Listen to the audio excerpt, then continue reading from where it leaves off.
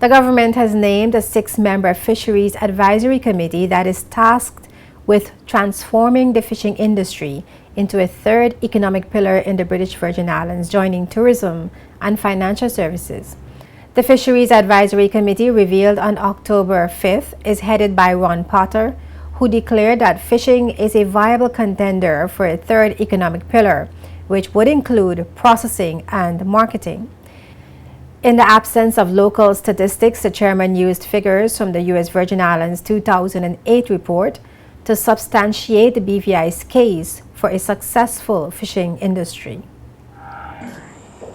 And from what that said is that the size of the USVI fishing industry was $69 million, and it created 1,500 full-time and part-time jobs. I'd like to repeat that. The size of their fishing industry was $69 million, creating 1,500 full and part-time jobs. When I looked at the amount of fish that was landed by the USVI, I think they landed about 1.7 million, and that was back in 2008. When I look at the comparative figures for the Virgin Islands, I think we landed over 2 million fish, 2 million pounds of fish. So again, do the maths. Separately, from another report called the Recreational Fishing in British Virgin Islands 2007, it was estimated that the size of the USVI sports and recreational fishing industry was over $100 million. Again, do the math. If we have what I think are the better fishing grounds, and you know they borrow it at times, I think we can do much better than what we are doing in terms of the sports fishing industry. So I'd like to repeat that again. It's estimated that the size of the USVI sport and recreational fishing industry was over $100 million. The other members on the Fisheries Advisory Committee are Jerome Emanuel, Dean Titley, Elton Gordon, Romney Penn, and Lawrence Block. Meanwhile, Minister responsible for fishing, Dr. Kedrick Pickering, says the BVI is poised for success with its untapped fishing resources. Government has established as one of its goals the establishment of a third economic pillar in the form of fisheries.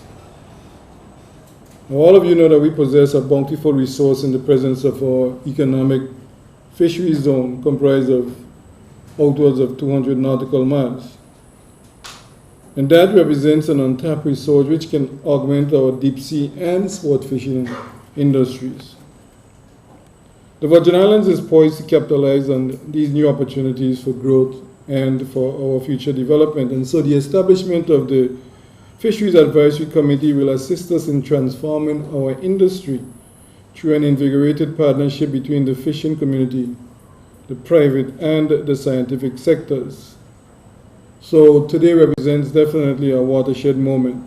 Dr. Pickering, in the meantime, said more regulations will be put in place to also better protect marine life.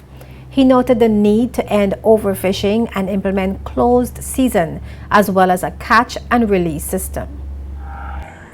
There's a proposed cabinet paper for the further advancement of the protected areas and systems plan.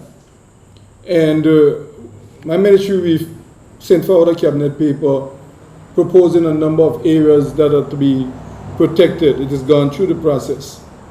And it has now arrived at cabinet for cabinet to make a decision. In the furtherance of that objective, there are discussions taking place. And the question was asked, why do these areas need to be protected?